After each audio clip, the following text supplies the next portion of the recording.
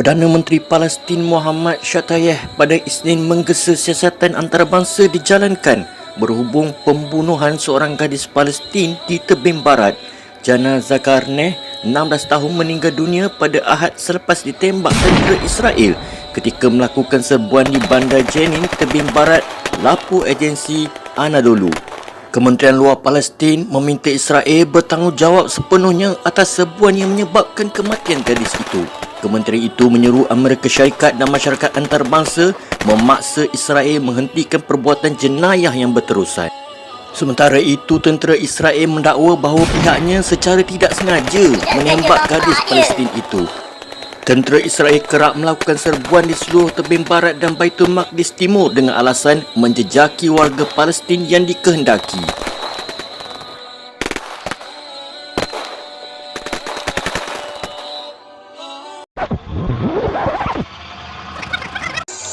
Dua wanita dan seorang kanak-kanak cedera selepas terjatuh dari satu permainan funfair di Eco Grande Puncak Alam di Shah Alam malam tadi.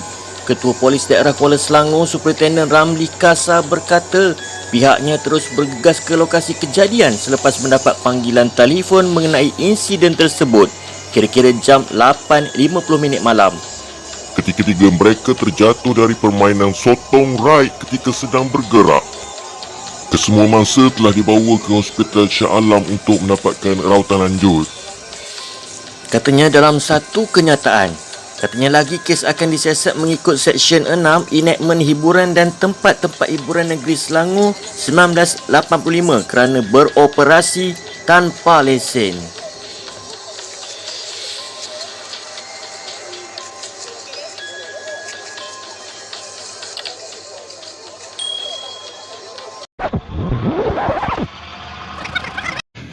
Perdana Menteri Anwar Ibrahim telah memfailkan saman fitnah terhadap Menteri Besar Kedah Muhammad Sanusi Muhammad Noor berhubung ucapannya semasa kempen pilihan raya di Tambun. Ketika dihubungi media, peguamnya Sangkaran Nair mengesahkan bahawa tindakan sivil itu difailkan sekitar jam 4.30 petang tadi. Anwar menyaman atas kapasiti peribadinya. Anwar mendakwa kenyataan itu antara lain mengandungi dakwaan bahawa dirinya tidak berakhlak. Anwar mendakwa kenyataan itu antara lain membayangkan dirinya bukan seorang Muslim yang baik dan menyalahkan guna kuasa untuk mendapatkan pengampunan daripada Yang di-Pertuan Agong. Dalam saman fitnah itu, Anwar menuntut faedah 5% ke atas jumlah penghakiman dari tarikh tindakan undang-undang terakru sehingga penyelesaian penuh kos dan apa-apa relief lain yang difikirkan patut oleh pihak mahkamah.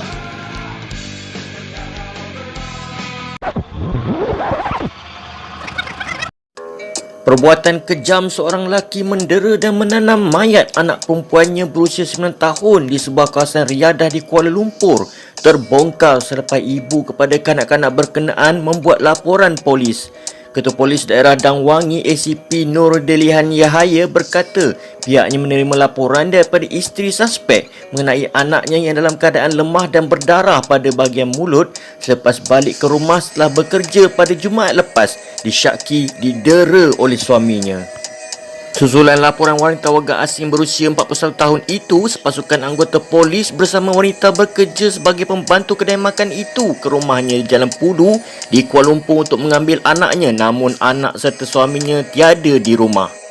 Selepas diberkas pihak polis, lelaki terbabit mengaku menanam mayat anaknya di tepi jalan Taman Dusun Bandar di Kuala Lumpur. Punca kematian adalah disebabkan cedera parah pada bahagian abdomen. Mana-mana menteri di dalam kerajaan perpaduan yang didapati terlibat dengan budaya rasuah atau salah guna kuasa akan dipecat serta-merta, kata Perdana Menteri Datuk Seri Anwar Ibrahim. Anwar menegaskan beliau tidak akan bertolak ansur sekiranya budaya itu wujud dalam kerajaan pimpinannya. Saya juga sudah bercakap dengan ketua-ketua parti komponen. Kalau ada semasa pentadbiran saya sebagai Perdana Menteri kes seperti ini, rasuah, saya minta pecat mandat sebagai Menteri serta-merta. Katanya ketika berucap pada program pertemuan Mahabbah Perdana Menteri bersama ulama dan asatizah di Putrajaya hari ini. Saya mahu buktikan ada anak Melayu gunakan kuasanya untuk membela Islam dan keadilan untuk ditegakkan di Malaysia. Anwar mengingatkan setiap ahli politik untuk membuktikan arena politik bukanlah platform bagi menunjukkan kekayaan serta kehebatan kuasa. Seramai 27 timbalan menteri hari ini mengangkat sumpah jawatan di hadapan Yang di-Tuan Agong Al-Sultan Abdullah Riayatuddin Al-Mustafa Billah Shah di Istana Negara di Kuala Lumpur. Kesemua timbalan menteri itu melafazkan ikrar sumpah jawatan dan tak sedia sebelum menandatangani dokumen rasmi pelantikan dengan disaksikan Ketua Hakim Negara Tun Tengku Maimun Tuan Mat dan Ketua Setiausaha Negara Tan Sri Muhammad Zuki Ali. Perdana Menteri Datuk Seri Anwar Ibrahim dan isteri Datuk Seri Dr. Wan Azizah Wan Ismail turut hadir menyaksikan majlis istiadat pembenihan surat cara pelantikan dan istiadat mengangkat sumpah tersebut. Sementara itu, dua timbalan Perdana Menteri iaitu Datuk Seri Dr. Ahmad Zahid Hamidi dan juga Datuk Seri Fadlan Yusof yang juga hadir bersama isteri masing-masing.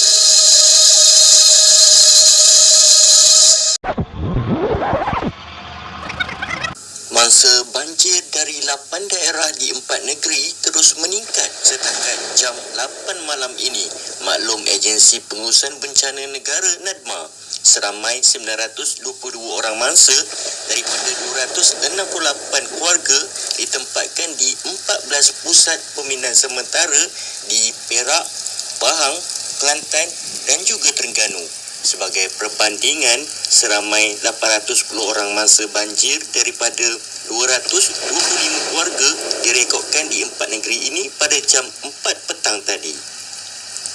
Terdahulu, Jabatan Meteorologi Malaysia mengeluarkan amaran hujan yang berterusan peringkat buruk dan waspada melibatkan negeri Perak, Kelantan dan Terengganu berkuat kuasa sehingga esok iaitu 11 Disember 2022.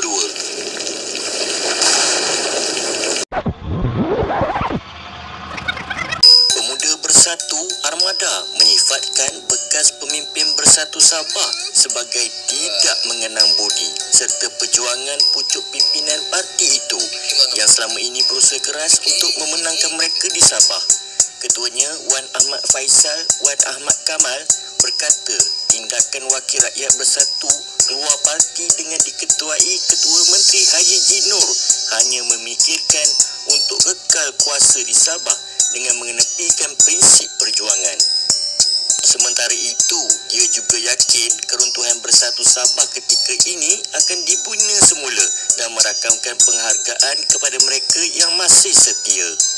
Kami yakin masih ada sahabat-sahabat seperjuangan Armada di Sabah yang kekal setia bersama Bersatu.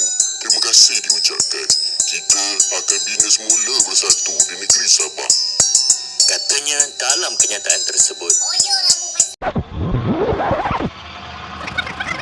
Berita tergempar, Bersatu Sabah hari ini runtuh selepas ketuanya Haji G. Nur berkata mereka sebulat suara meninggalkan parti induk Bersatu.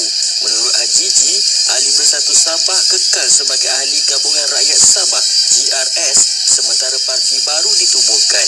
Haji G yang juga Ketua Menteri Sabah dan pengurusi GRS berkata keputusan itu dibuat setelah mempertimbangkan keadaan landscape politik Malaysia ketika ini, terutamanya di Sabah.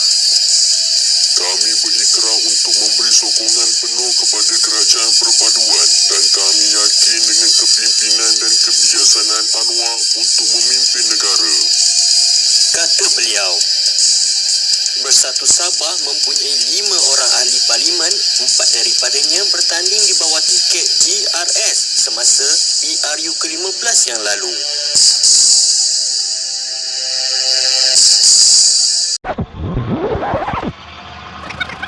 Sembur dengan air di tengah padang sekolah dengan hanya berseluar dalam, dihukum melakukan ketuk ketampi beratus kali hanya kerana berbual serta dipukul dengan penyapu.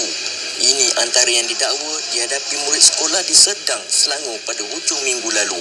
Hukuman-hukuman ini didakwa dikenakan terhadap mereka ketika menghadiri kem motivasi yang sepatutnya menyeronokkan pada minggu lalu. Menurut sumber yang dekat dengan sekolah yang terlibat, insiden berlaku ketika kira-kira 60 orang murid darjah 5 menghadiri kem 2 hari yang dikendalikan sebuah NGO yang dihubungi pengurusan sekolah. Ketua Polis Daerah Serdang, AA Ambalagan ketika dihubungi mengesahkan pihaknya setakat ini telah menerima 4 laporan dari ibu dan bapa. Siasatan sedang dibuat di bawah Seksyen 31 Akta Kanak-Kanak 2021. Dia berkata begitu ketika dihubungi wartawan.